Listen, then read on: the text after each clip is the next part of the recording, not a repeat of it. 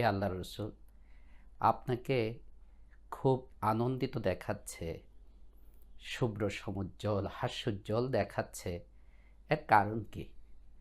রসুল করিম সাল্লাল্লাহু আলাইহি ওয়াসাল্লাম জবাবে বললেন, এই কিছুক্ষণ আগে আজকে রাতে হযরত জিবরিল আলাইহিস সালাতু ওয়াস সালাম আমার কাছে আগমন করেছিলেন।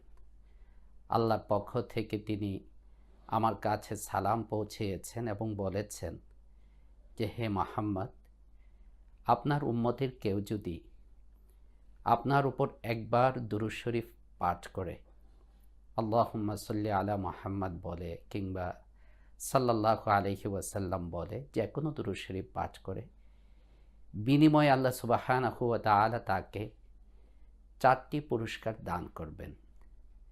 1 নম্বর, তার 10টি নেকি তিনি তাকে দান করবেন।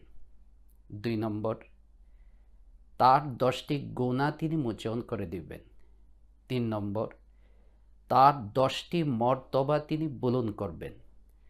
আর 4 নম্বর, তাকেও তিনি অনুরূপ 10 বার রহমত বর্ষণ করবেন তার উপর।